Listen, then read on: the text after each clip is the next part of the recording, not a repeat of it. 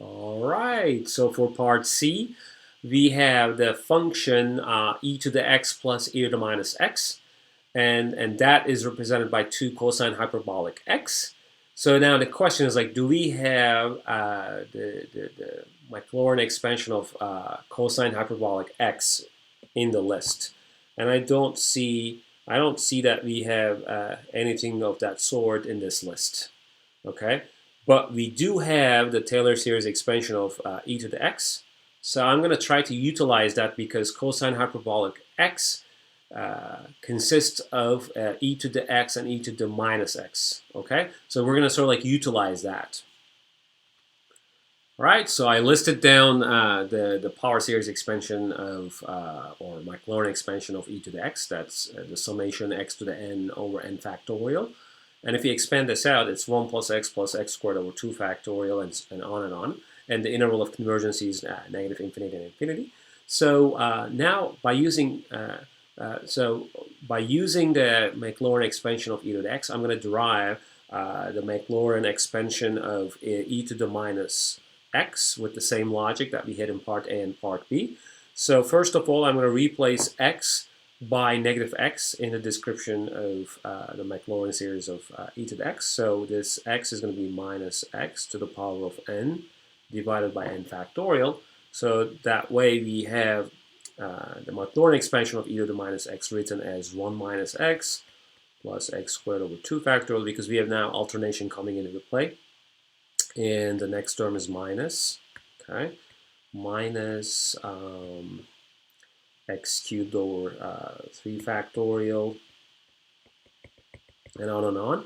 So the odd-powered terms still come with plus sign, but the odd-powered terms are coming with minus sign now, but not the even-powered terms. They're all positive. So going back to the definition of the given function, which is 2 cosine hyperbolic x, that's the summation of e to the x plus e to the minus x. So why don't we go back and try to add these both up, because e to the x plus e to the minus x is in fact 2 cosine hyperbolic x, and this is the function provided to us. So this is our f. And all I'm going to do here is just term by term summation. Okay. So I have 1 and 1 that adds up to 2. I have x and minus x, they cancel out. I have x squared over 2 factorial and x squared over 2 factorial added. So what that means is I have 2 times x squared over 2 factorial. Okay, I have x cubed over 3 factorial added to negative x cubed over 3 factorial. That adds up to 0 as well. Okay, good. Plus, I have x to the 4th divided by 4 factorial, and another one of that. So it's going to be 2 times x to the 4th divided by 4 factorial, and on and on and on. Okay, all the odd-numbered powered terms are gone. So now we have the MacLaurin expansion of 2 cosine hyperbolic x written in terms of the summation of e to the x plus e to the x and e to the minus x and their power series. Okay. All right. So I think that ends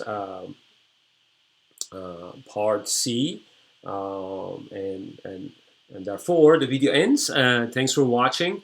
I'll see you in another video. Bye.